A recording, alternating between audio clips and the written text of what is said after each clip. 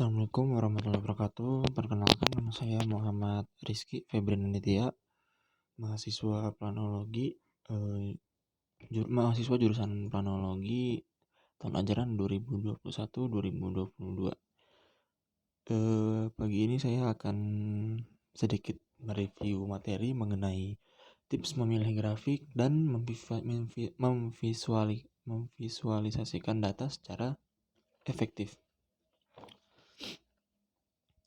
Pertama-tama kita harus pikirkan dan tentukan data apa yang ingin disampaikan.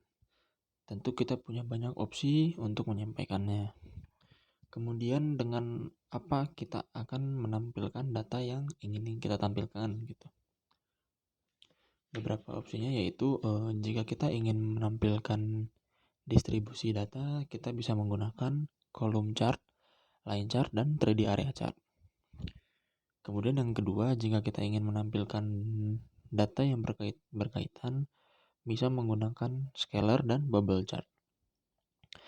Kemudian jika kita ingin menampilkan data mengenai perbandingan, bisa menggunakan bar chart, column chart, dan juga line chart.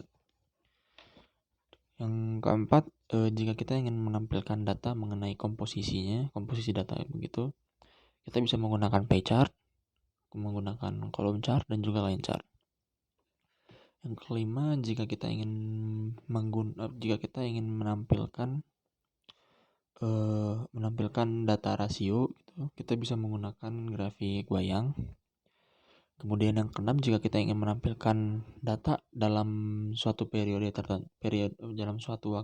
waktu tertentu, kita bisa menggunakan grafik batang, grafik garis yang dibuat dalam bentuk titik-titik atau dots. Kemudian yang ketujuh, jika kita ingin menampilkan data yang berurutan dari mulai terkecil sampai yang terbesar atau begitupun sebaliknya, kita bisa menggunakan grafik batang atau dot plots. Kemudian yang ke-8, jika kita ingin menampilkan deviasi atau perbedaan antara dua hal atau lebih, kita bisa menggunakan grafik batang maupun garis.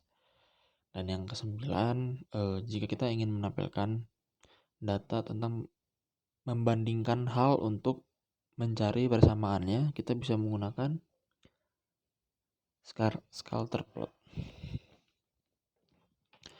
Dan kita juga bisa memvisualisasikan data dalam bentuk lain seperti menjelaskan konsep atau proses suatu hal, contohnya dengan peta skema, ilustrasi, ataupun bagian alur. Kemudian kita juga bisa memvisualisasikan data statistik yang masih mentah namun sudah tersusun, seperti tabel atau contoh yang lebih nyatanya seperti fotografi.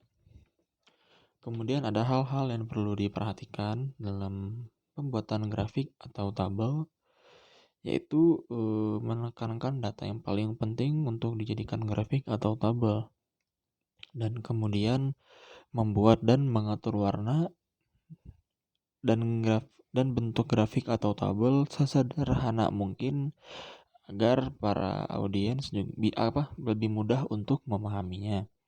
Dan juga tambahkan teks deskriptif jika diperlukan.